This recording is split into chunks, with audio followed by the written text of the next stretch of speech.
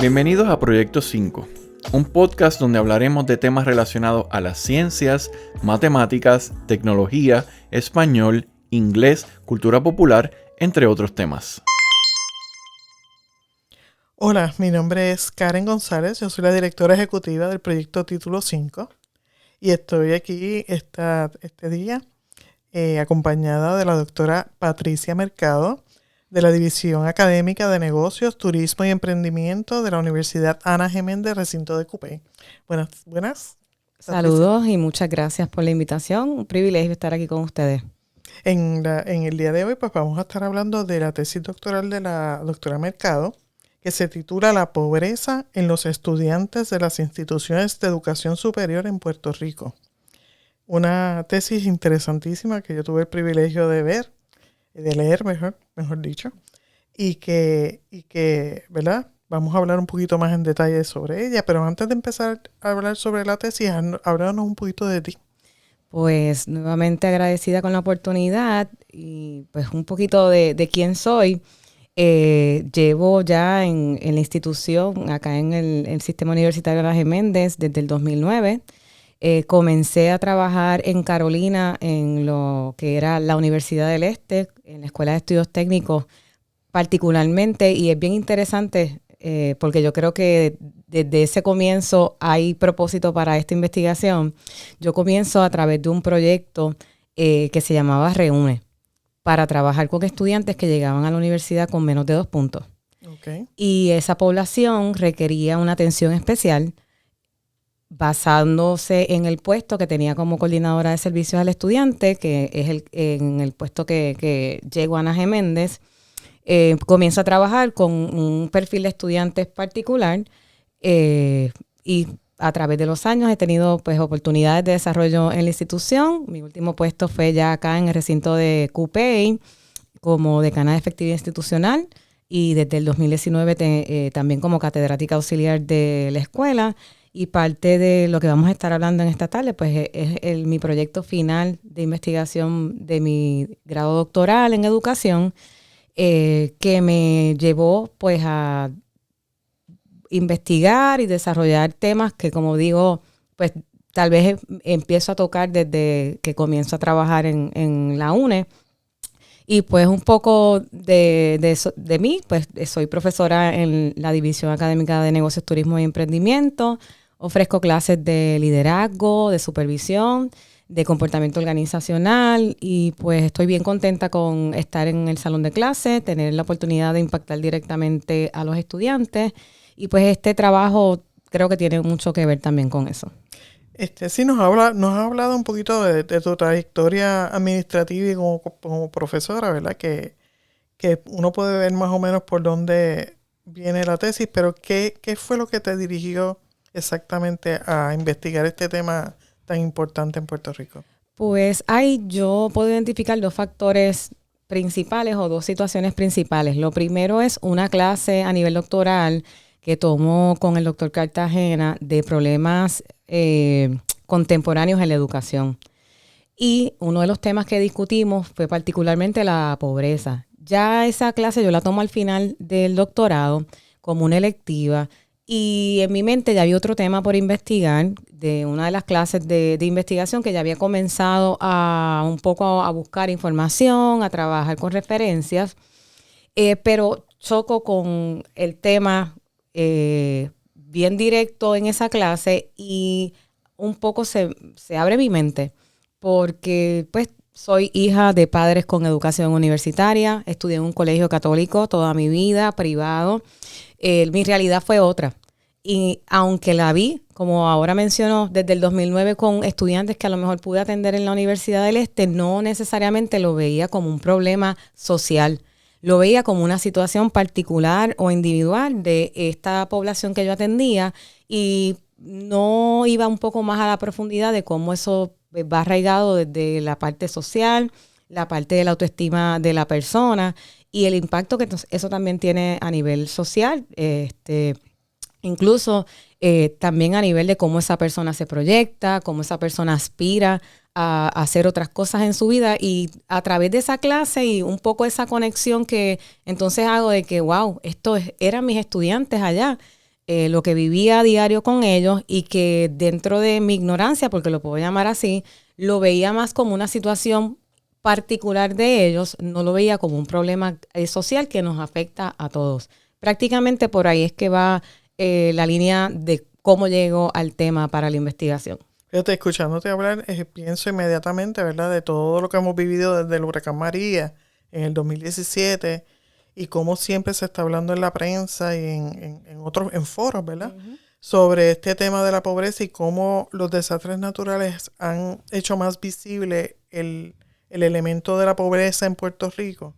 Pero nosotros dentro de la academia, ¿verdad?, también lo vemos todo el tiempo, ¿verdad? Como tú dijiste, ¿verdad? Tú tuviste esa oportunidad cuando estabas trabajando allá en la UNE, que viste de primera mano esos estudiantes, ¿verdad? Y las necesidades que tenían. Y así mismo, ¿verdad? Uno dentro del salón de clase lo está viendo todos los días. Es así. Así que, ¿verdad? Uno dice, la universidad es como un mundo ideal, pero la realidad es que uno también ve cosas bien particulares. Refleja todo lo que pasa afuera aquí. Refleja todo, definitivamente, y eso lo hace todavía más interesante, ¿verdad? Porque eso centra todos y cada uno de los estudios que uno hace aquí en la universidad. ¿Qué tú buscabas con este estudio que hiciste?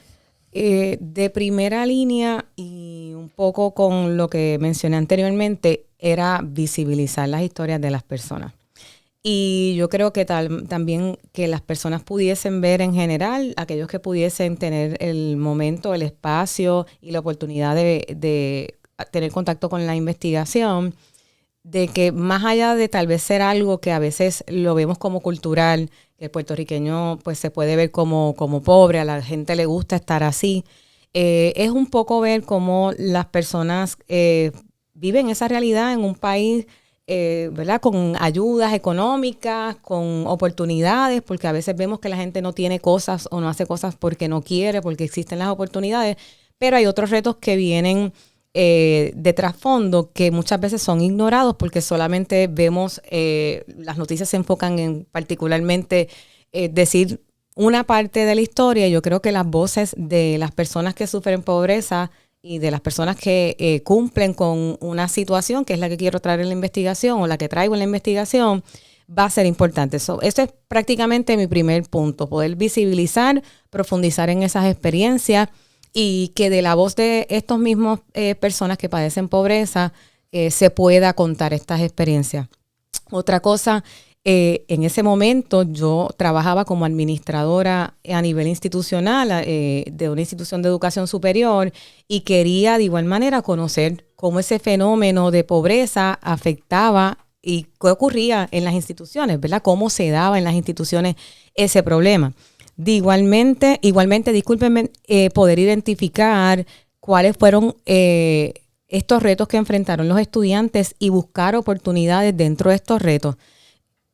Cómo solucionarlo, prácticamente eso. Y como último, particularmente, poder reconocer esas oportunidades profesionales que obtuvieron los estudiantes a través de poder tener un grado universitario. Por lo que no tan solo quería visibilizar la historia de estas personas que pasaron por la experiencia, sino también busco soluciones dentro del estudio. Los mismos participantes proveen soluciones que pudo haber hecho la institución para mejorar mi experiencia. De igual manera, en mi caso, como administrador en ese momento, ¿qué la institución puede hacer también para poder atender estos retos y, ¿verdad?, no verlos ya al final? Porque yo entrevisto a egresados, no entrevisto a estudiantes que están al día a día todavía estudiando. Y pues ya prácticamente ellos muy bien pudieron superar la situación, pero hay otros que tal vez no tienen todas las herramientas o no cuentan con la capacidad de buscar ayuda para poder solucionarlo. Pues prácticamente eso es un poco mi enfoque con el estudio. Y también a mí me gusta mucho el enfoque que también le diste, ¿verdad? En el sentido de que dejaste saber o quisiste saber cómo ellos se sienten al recibir una educación universitaria. O sea, ¿qué representa eso para ellos, ¿verdad? Claro. Que es tan importante porque siempre se dice en la literatura, ¿verdad?, que los estudios universitarios son una manera, ¿verdad?, de cómo tú sacar de la pobreza a una persona, ¿verdad? Pero en la vida real, pues el cuento es distinto, Claro. ¿verdad? ¿Qué bases teóricas tú utilizaste para poder realizar este estudio? Estoy con 3 marcos teóricos principales. La teoría sociocultural de Lev Vygotsky, que establece particularmente cómo esas interacciones desde niños tienen un efecto en cómo nos criamos, las decisiones que tomamos, a qué aspiramos. Todo ese elemento social, la cultura, qué impacto tiene en el desarrollo e incluso en el aprendizaje de un niño. De igual manera, trabajo con la teoría de la jerarquía de las necesidades de Abraham Maslow, y hay algo maravilloso en esa teoría de todo lo que leí, que viene de la propia voz de Maslow, que establece que cuando el ser humano tiene hambre, algo tan básico que sabemos que está en la base de esa pirámide, que comienza con esas necesidades fisiológicas, todo el ser humano está hambriento, su mente está hambrienta, su espíritu está hambriento. Y llevando esto a la realidad, y prácticamente dentro del estudio también podemos ver que hay estudiantes de los participantes que mencionan que en su momento pasaron hambre, pues a veces queremos que los estudiantes participen, queremos que los estudiantes estén concentrados, que no lleguen cansados, y pues a lo mejor no sabemos si es un ente hambriente el que tenemos de frente, ¿verdad? Y eso es importante. Y como tercera teoría tengo a la pedagogía del oprimido de Paulo Freire. Freire fue un revolucionario, ¿verdad?, de la educación, y sabemos que a través de esta pedagogía que él establece, esta teoría él establece que la educación libera al hombre de la opresión. Y él buscaba en su natal Brasil, a través de estudios que hizo, el poder darle educación a personas oprimidas y ver cuál era el impacto a nivel social y a nivel educativo, ¿verdad?, que tenía en el contexto general. Y voy a más adelante, ¿verdad?, mencionar dentro de los hallazgos que muchas de las personas, sí, pues, hay una relación directa entre ese logro que establece el completar un grado académico, ese sentido de autorrealización, como las personas entonces, y es algo que yo lo menciono con los estudiantes en muchas ocasiones, les digo, estudia 4 años de tu vida que tú inviertas, pueden tener un efecto a largo plazo distinto. Bájate 4 años y a lo mejor no tienes que estar toda la vida detrás de algo. Le digo, la educación no es una llave mágica para tener un buen trabajo. Hay otros elementos, ¿verdad? Y en eso también nosotros como institución tenemos responsabilidad, el poder crear y desarrollar esos valores, claro, y reforzarlos, porque partimos de la premisa que ya hay unos años previos que debieron haber desarrollado unos valores, pero siempre se lo menciono a los estudiantes que estudien para que puedan tener opciones y nadie tenga que decidir por ellos. Y creo que a través de esa pedagogía del oprimido, Freire partía también de esa premisa, ¿verdad?, que la educación traía libertad, y a veces no es una libertad física, es una libertad emocional, mental, que sabemos que tiene un poder también en lo que se manifiesta a nivel ¿verdad?, terrenal. ¿Verdad? Eso que tú estás diciendo está íntimamente relacionado con las competencias de educación general, que es uno de nuestros pilares universitarios, ¿verdad? Que cómo yo voy a ser un experto en un tema particular, pero tienes estas otras competencias que a veces los estudiantes no dicen, pero que yo tengo que tomar una clase de español, exacto, una clase de inglés, una clase de matemática. Son eso que tú estás hablando, ¿verdad? Que ellos necesitan para poder ser exitosos en un futuro, ¿verdad? En un trabajo o en la vida. Porque eso son herramientas de la vida. Muy de acuerdo. Que son bien, bien importantes para su éxito en la vida. Háblanos un poquito, ¿verdad? Porque hemos estado hablando de los participantes. Si nos puedes dar un poquito un contexto de esos participantes de tu estudio. El estudio particularmente, y antes de seleccionar la muestra y que los participantes fueran las personas que entrevisté, yo estoy buscando dentro de la gente que quiero escuchar, personas que hayan venido de contextos socioeconómicos de pobreza, que sean primera generación de estudiantes, ¿verdad?, que sus papás no hayan tenido un grado académico y que hayan obtenido un grado universitario.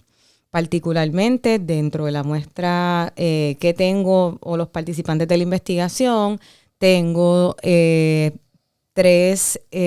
personas que son egresadas de universidades privadas, 2 de ellos de la universidad pública del país, por lo que y tengo también prácticamente la misma relación entre género, femenino y masculino, por lo que quise recoger no tan solo particularmente el contexto donde yo estaba estudiando y trabajando.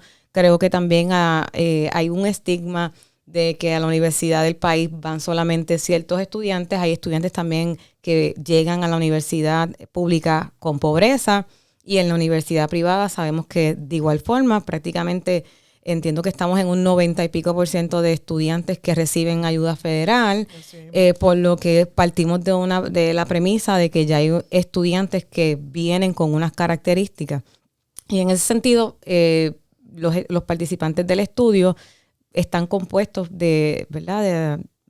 Por lo que mencioné, todos ellos están activamente trabajando, y yo hubiese querido poder en algún momento, ¿verdad? Porque las entrevistas se transcriben y uno saca pues prácticamente lo más importante o aquellas cosas que se repiten, pero algo que establezco al inicio del agradecimiento y la dedicatoria es que como esas 5 historias hay muchas más por contar.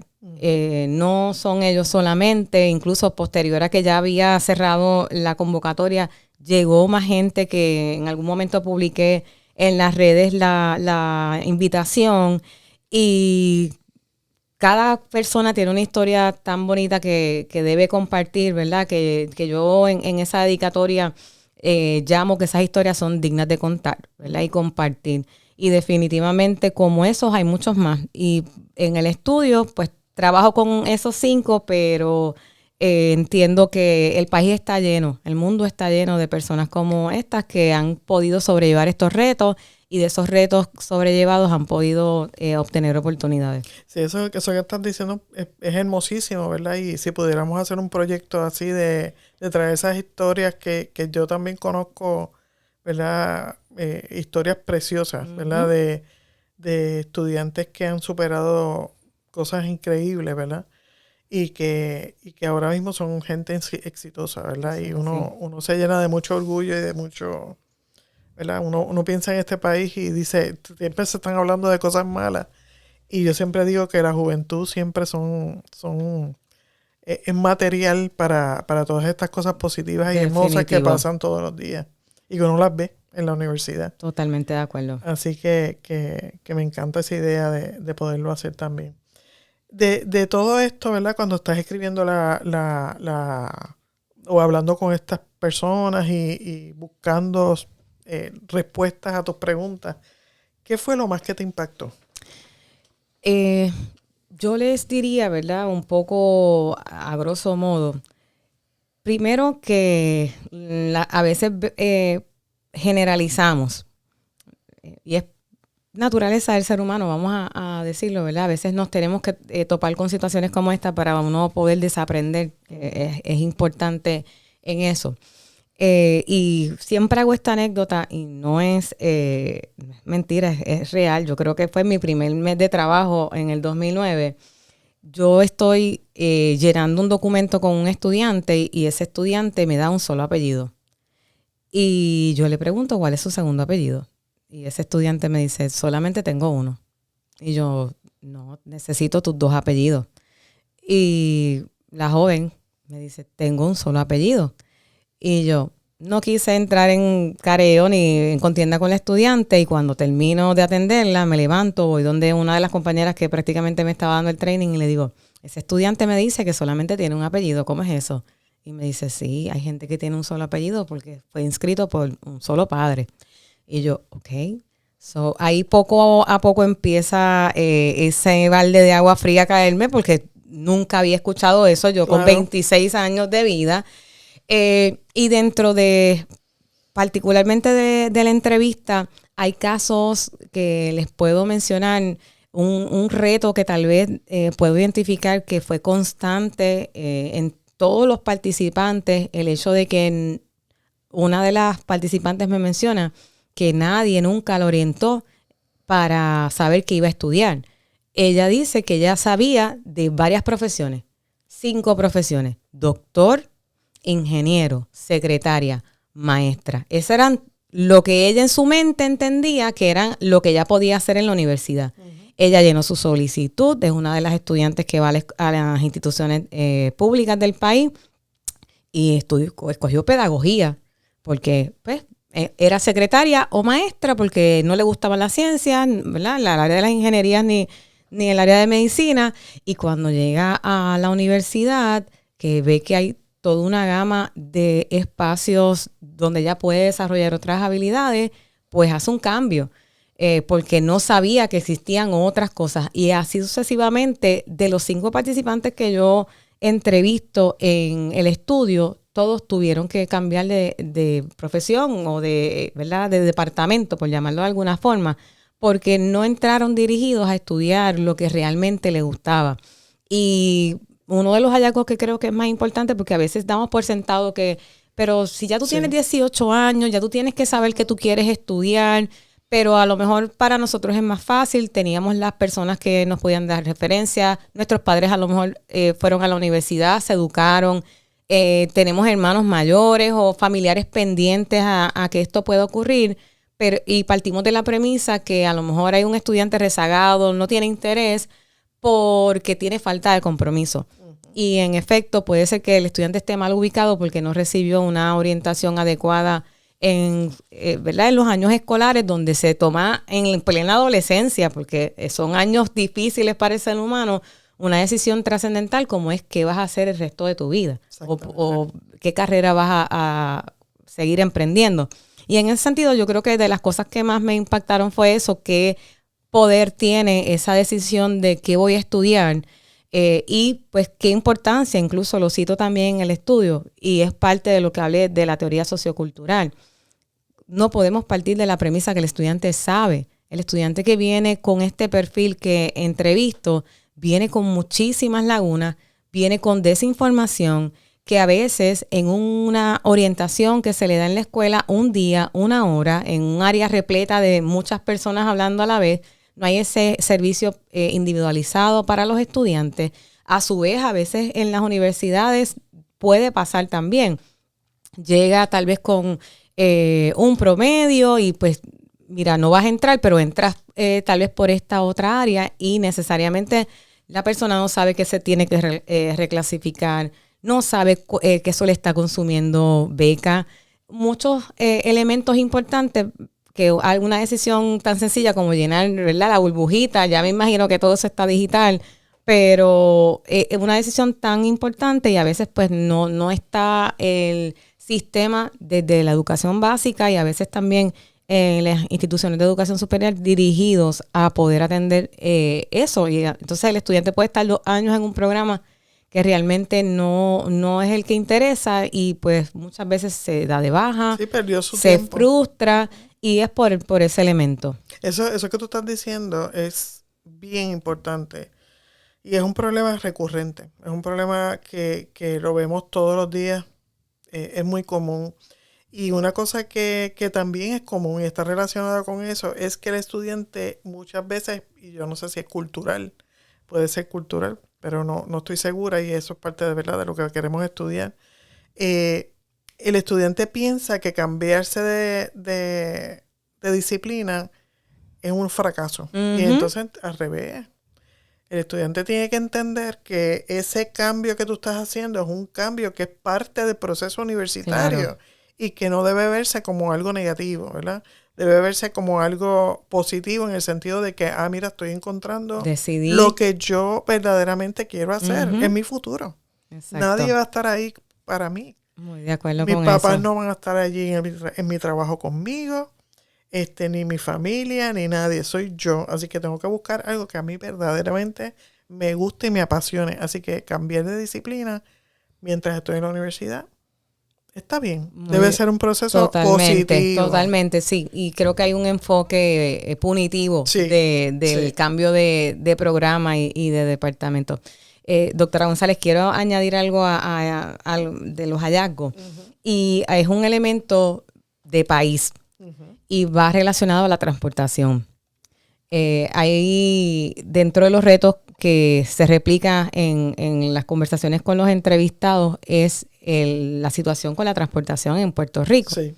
Sabemos que el país tiene transportación pública en unos espacios particulares, en las zonas metropolitanas, pero no necesariamente en cuestión de horario, de frecuencia, de puntualidad, Así son mismo. como se planifica.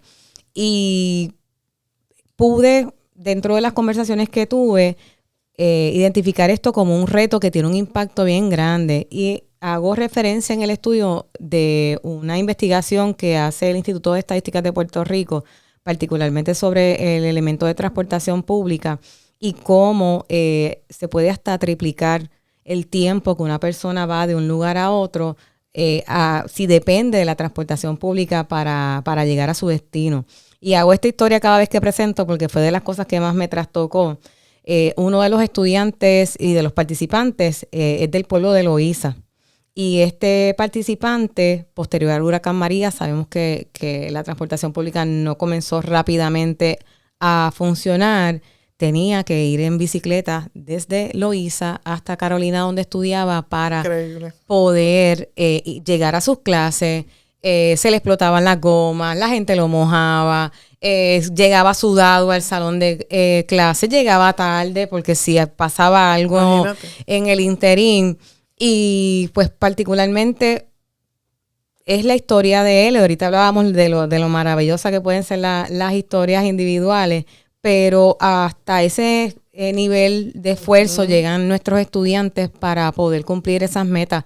Y parte de lo que traigo también en el estudio va a impactar también ese elemento de cómo la facultad es empática para estos estudiantes, ¿verdad? El comentario que también hace otro de los participantes sobre tú no debes estar trabajando, este tiempo tuyo es para solamente estudiar, y a lo mejor en el 2000 cuando yo empecé a estudiar eso era la realidad. Mi papá nos decía exactamente eso: no vas a estudiar, no vas a trabajar, te tienes que enfocar en los estudios, pero eso no es la realidad de muchos de estos estudiantes que vienen con este perfil. Tienen que trabajar no porque quieren echar gasolina a su carro, no, es porque parte de lo que ellos ingresan y generan es el sustento de su hogar. Eso es Así sean estudiantes menores de edad, 17, 16 años, hasta estudiantes con más edad, no necesariamente porque son padres o madres o jefes de familia, sino porque complementan con su salario el ingreso y el sustento de su hogar. Y más aún cuando ha estado pasando todo lo que ha pasado en Puerto Rico desde el huracán María, vuelvo a repetirlo, ¿verdad? Que muchos de estos padres perdieron sus trabajos y fueron los hijos los que tuvieron que tal vez mantener a sus padres con Así esos mismo. trabajos. Y uno, pues, como tú bien dices, a mí también me dijeron, tú vas a ser estudiante full time, tú no tienes que Exacto. trabajar. Y uno, eso le da trabajo verlo, ¿verdad?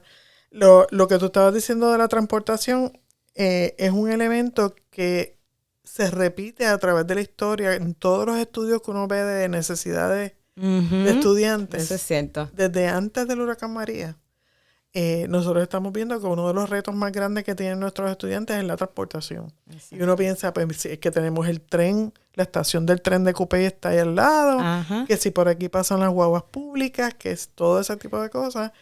Y la realidad es que el estudiante tiene muchos retos Claro. para su transportación, así que es algo que trasciende los desastres que tuvimos, ¿verdad? En Puerto Rico, que seguimos teniendo. Tenemos todavía. Y que pues tenemos que atenderlo de alguna manera, y ¿verdad? Y en parte ese estudio también del Instituto de Estadística, pues también es importantísimo para que quien quiera que esté a cargo de todo este tipo de cosas, pues que tome decisiones Pueda tomar, efectivas definitivamente. para que, ¿verdad?, seamos más efectivos con nuestro tiempo, que es tan importante.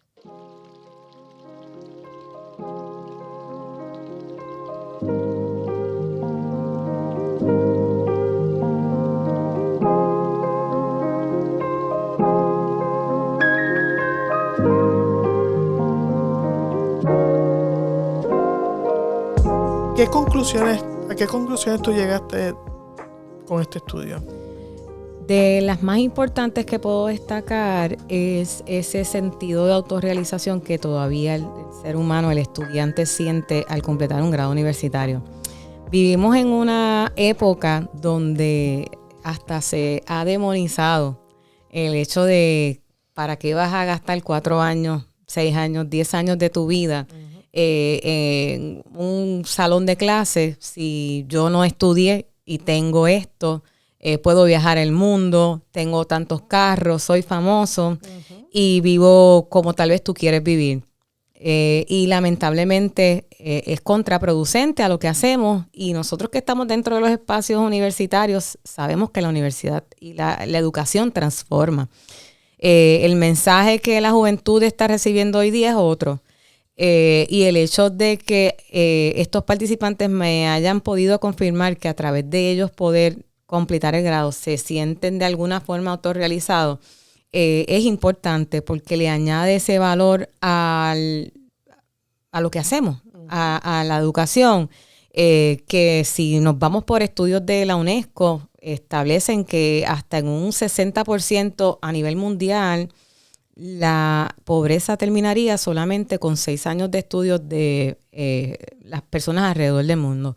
No estamos hablando de llegar a la universidad, estamos hablando de 6 años de estudio. Sí. Se sigue reforzando por una parte el hecho de que no necesito estudiar para ser exitoso, pero yo creo que es que hemos cambiado como sociedad a la medida del éxito también.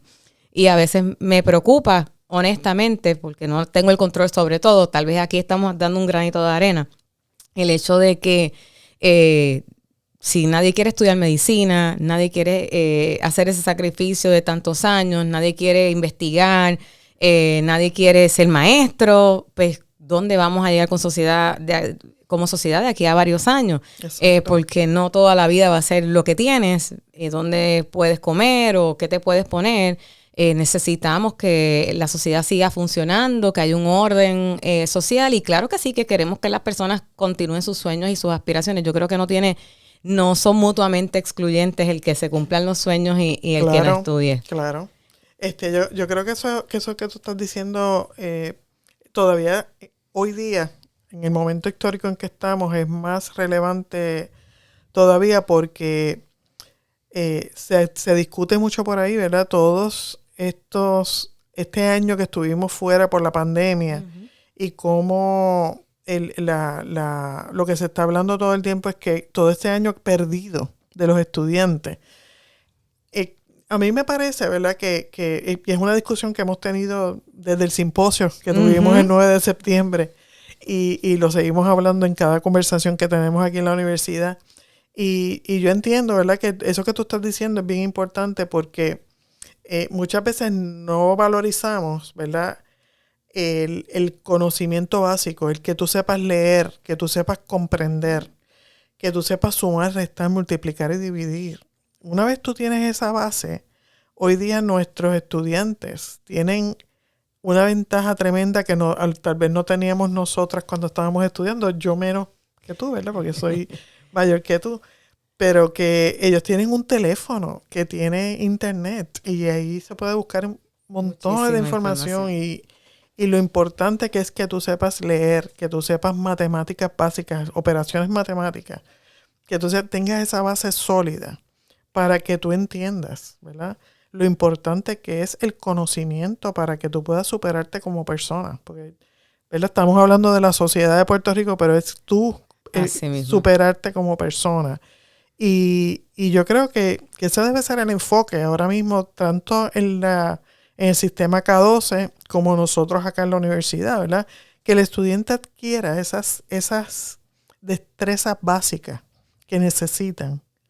Y una vez tengan esas destrezas, se convierten en aprendices para toda la vida. Exactamente. Y eso es lo que queremos. Definitivo.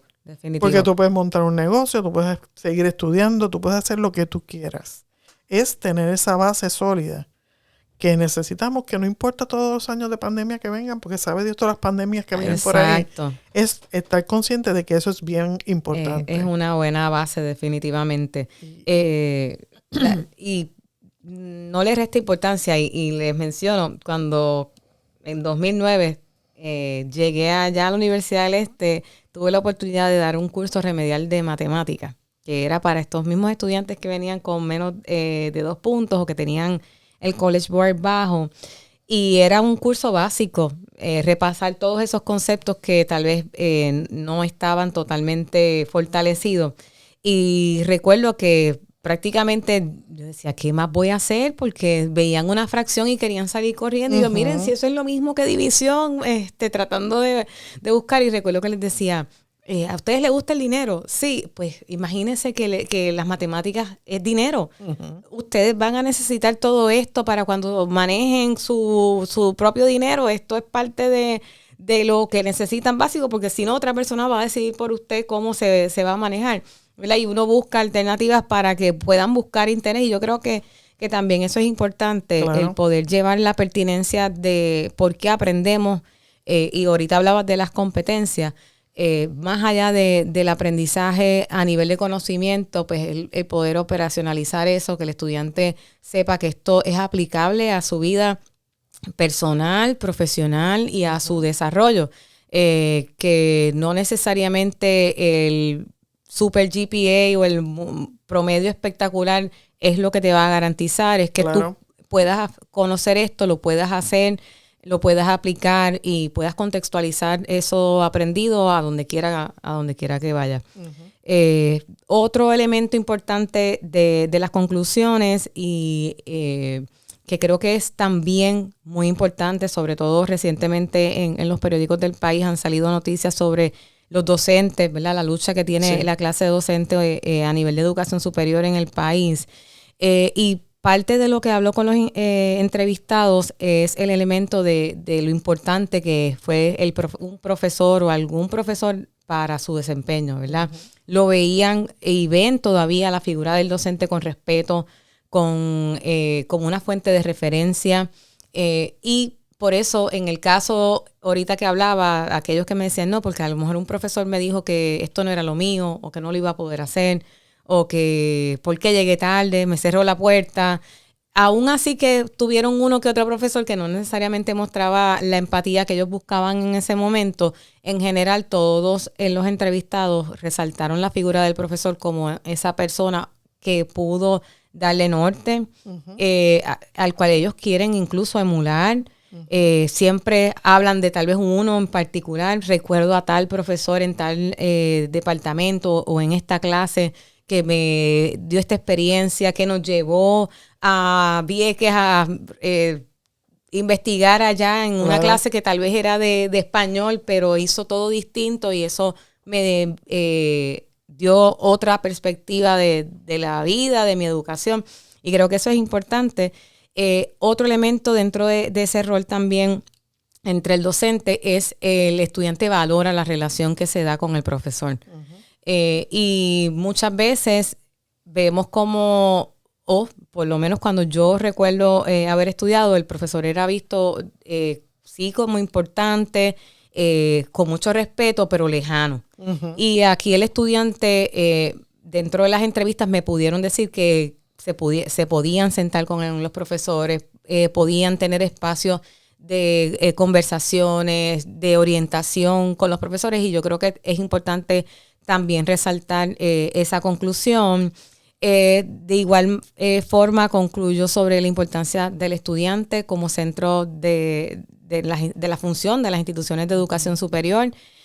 Yo comparto y doy una clase de servicio, de gerencia de servicios, que establece que el cliente interno es tan importante como el externo, ¿verdad? Y ahí el cliente interno de las instituciones serían los empleados y la docencia, y es muy importante. Pero sobre todo en esta generación que hemos visto comportamientos más heterogéneos, los estudiantes no son iguales, los intereses son bien particulares, hay una independencia de pensamiento y de criterio bien importante y es necesaria, yo creo que para la evolución de la educación y la evolución también del país. Pero en ese sentido, creo que debemos seguir enfocándonos en esa importancia que tiene el estudiante como centro de nuestra función. Y otra de las conclusiones que puedo también traer es ese elemento de la familia.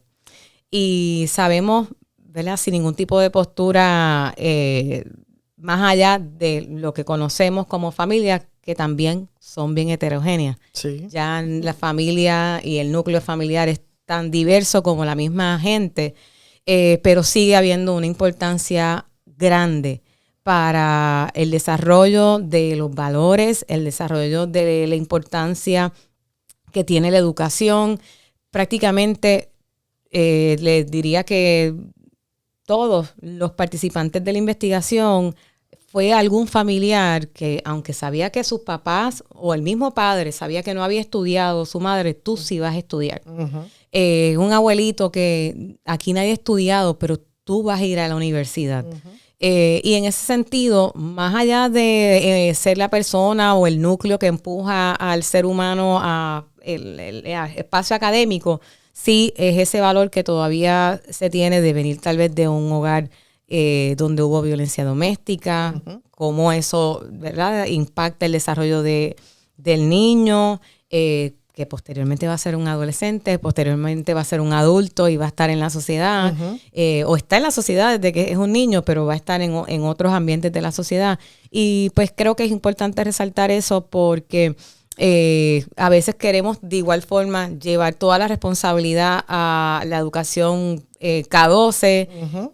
y sabemos que desde que prácticamente el niño está en el vientre hay una influencia de ese entorno y es importante y la resalto también dentro de esas conclusiones del estudio. Sí, por eso hablamos siempre de, o por lo menos yo lo veo como que somos la comunidad universitaria, ¿verdad? Exacto. Y dentro de esa comunidad universitaria estamos los docentes que estamos ahí día a día con esos muchachos ahí tratando de, ¿verdad? De echarlos para adelante, ¿verdad? De que aprendan, de que sean ciudadanos de bien.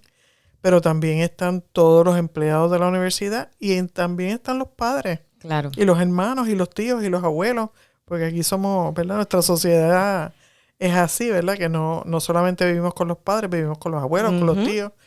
Y ellos todos tienen una influencia, van a tener una influencia y sabemos que la influencia de los padres es bien fuerte. Totalmente. Y tenemos que trabajar con eso también porque, ¿verdad? Se nos va la vida, ¿verdad?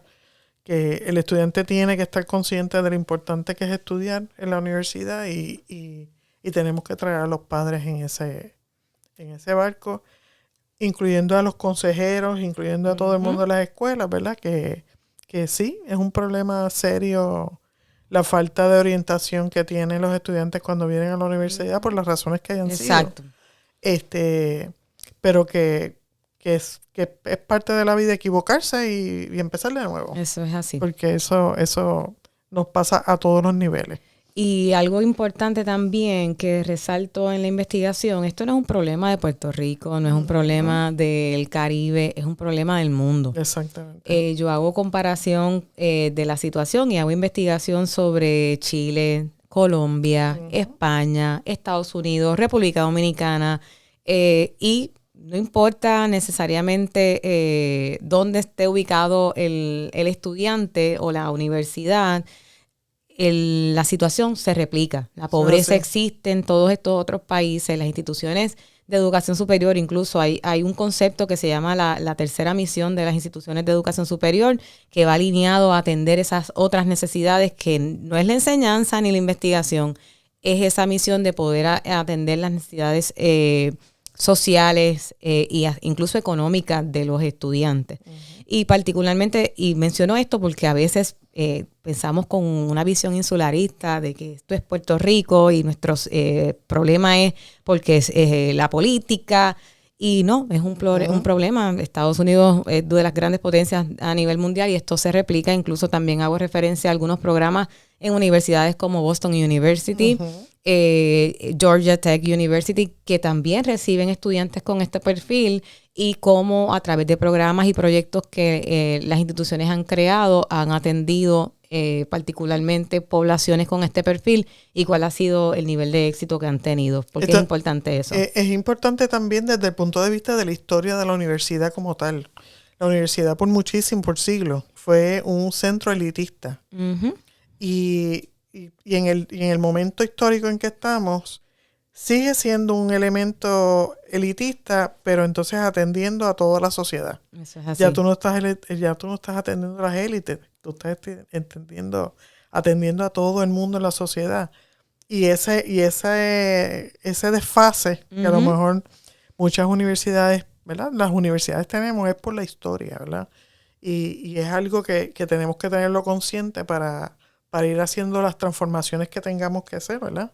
Uno a veces no entiende, ¿verdad? Que las cosas que pasan en la universidad a nivel administrativo y puede ser todo esto que estamos hablando, ¿verdad? Ojalá. Totalmente. Porque tenemos que transformarnos. Tenemos que transformarnos para poder ser efectivos y poder graduar a todos los estudiantes, porque eso es lo que queremos. Así mismo. Pues, por último, ¿verdad? La tesis, lo que estás hablando, pues espectacular. A mí me encantó. Gracias. Tú sabes muy bien que yo rápido que la vi. Patricia, yo no sabía que te habías escrito esto. Qué bello que está tu tesis. Pero ¿cuáles van a ser los próximos pasos? ¿Qué es lo que tú quieres hacer de ahora en adelante? Pues esta exposición, ¿verdad? Poder llevar el mensaje a otras personas. Estoy trabajando ya con la doctora Marilyn Rivera de la División de Negocios, el poder tal vez hacer el estudio a nivel cuantitativo, a través de tal vez otras variables, buscar otros elementos, pero sí poder generalizar los resultados, ¿verdad? Que eso a veces es lo que la gente no le encanta, las investigaciones cualitativas para mí son maravillosas, porque yo nací para servir y para la gente, y pues el elemento de poder escuchar a las personas es importante, pero quisiera poder llevar de igual forma la tesis o la investigación, particularmente el tema, a una investigación cuantitativa, y pues tal vez que pueda también ser en el contexto de Puerto Rico, y pues también continuar visibilizando la situación. Más adelante también vamos a estar, me encantaría trabajar, ¿verdad? Y es algo que mi mentora de la investigación, la doctora Edna Oyola, siempre me dice: Patricia, vamos a escribir un libro, tienes ahí material para hacer un libro, que sería algo que me encantaría también hacer, ¿verdad? Eso yo sé que requiere otro tiempo, espacio, pero es algo que no descarto, que me encantaría poder llevar esto a otros niveles, y ya pues posteriormente, como menciono, pues seguir presentando los resultados, y en la oportunidad que se dé, pues sentarme con gente que pueda influir en estas decisiones a través de estos hallazgos, y pues poderles dejar saber que esto ocurre con estos 5 personas, pero pues vamos a poner oído en tal vez lo que estamos haciendo para ver si esto también nos habla desde otra forma. Claro está ahí, y los estudios que estamos comenzando también aquí en la universidad sobre inclusión y todo ese tipo de cosas, pues está íntimamente atado a todas esas cosas que son tan importantes y que son necesarias para poder ser efectivos en lo que hacemos en la universidad. Totalmente de acuerdo. Porque esa empatía del profesor, las personas muestran empatía de diferentes maneras, ¿verdad? Y entonces, concientizando, desaprendiendo, que tú usaste la palabra ahorita, es una palabra bien importante, porque pues uno hace las cosas por costumbre, ¿verdad? Claro. Y entonces cuando uno se da cuenta de todas estas cosas que están pasando, que uno no estaba consciente, uno dice: wow, espérate, tengo que hacer las cosas de forma distinta, y yo creo que vamos por buen camino. Estudios sí, como el tuyo, gracias, ¿verdad? Que nos dan luz sobre temas tan importantes, ¿verdad? Y que hay que visibilizar, como tú dijiste. Yo creo que vamos en la línea correcta, me parece. Así que nada, te quiero agradecer un montón esta charla, este ratito que estamos aquí. Gracias a ustedes. Dialogando sobre este tema. Yo sé que tú vas a estar, ¿verdad?, en el grupo de trabajo en los próximos años, así que te quiero agradecer un montón que hayas sacado este rato para dialogar con nosotros. Le agradezco a ustedes el espacio, la oportunidad, y les tengo que tener este momento, aprovecharlo, porque si no lo digo, pues voy a explotar. Este año nunca había hecho un vision board, ¿verdad? Siempre la gente habla que visibilicemos, ¿verdad? Visualicemos qué queremos hacer, dónde queremos llegar. Y eso fue en enero, creo que 2, que me senté, lo hice digital. en el celular y me puse a buscar otras cosas que hagamos, porque ¿verdad? La doctora González sabe que este año tuvo un cambio de administración a facultad y dije, pues quiero hacer otras cosas, quiero buscar otras oportunidades y desempeñarme en otros espacios, y particularmente el poder tener esta oportunidad fue algo que había puesto en ese Vision Board en enero, y pues hoy, octubre 20, se está dando como materializado, y para mí es algo bien, bien bonito que quiero compartir con todos, ¿verdad? Porque creo que es importante dejarlo saber. De igual forma, estamos ya coordinando más adelante, pues poder comenzar también la segunda serie, por llamarlo de alguna forma, del podcast, y pues ya tengo tema y tengo ya delimitado qué pasos voy a dar, a quién quiero sentar en la silla, como, ¿verdad? Yo desde el otro lado, no sé si puedo compartir ya el nombre del podcast. Pues claro. Pues seleccioné el tema y el nombre como Seamos Espejo, ¿verdad? Y particularmente quiero a través del podcast no tan solo presentar, yo creo que el estudio ya tiene información, pero sí poder poner, como mencioné, como invitados en la silla, personas que puedan ver esto y puedan sentirse reflejados en la voz de estas personas que han podido dejar saber cuáles fueron estos retos, ¿verdad? Y propiciar el cambio, como ahorita mencionaba la doctora González. Estamos por buen camino, pero si pudiésemos sentar a otros egresados que también puedan compartir más experiencia, o profesores que también puedan a su vez ver esta información y reflejarse en lo que dicen los participantes. Tal vez alguna persona que tenga injerencia en lo que es el programa de decisión vocacional del Departamento de Educación, que pueda también, ¿verdad?, ver estos resultados y tal vez nosotros poder conocer qué se está haciendo. Pues creo que pues por ahí vamos a ir con el podcast, y pues como digo, estoy bien contenta con la oportunidad, y ya sentándome con el profesor Gamunev, y pues para poder dar norte a esto y tan pronto sea posible comenzar. Sí, suena mucho como este proyecto que es hermosísimo, de bibliotecas que en vez de libros traen a personas, y la persona habla de su vida y de su historia de vida, y eso, ¿verdad? Uno piensa, ¿verdad?, en todos los profesores, en todos los administrativos también, que pueden contar su historia, y a lo mejor los estudiantes se pueden ver reflejados, como tú dices, con en ese espejo totalmente tan importante. Así que me encanta la idea. Gracias. Qué bueno, gracias. te deseo el mejor de los éxitos. Gracias. Y ya hoy rompiste el hielo, hiciste tu primer podcast, así que yo creo que los que vienen por ahí van a ser un montón. Así qué bueno, gracias. Qué bueno que escuchaste nuestro llamado y que estás aquí con nosotros en el día de hoy. Agradecida. Y que cumpliste tu sueño. Así mismo. Parte de tu sueño. Así que totalmente gracias mil, doctora Patricia Mercado. Gracias. Así que buenos días.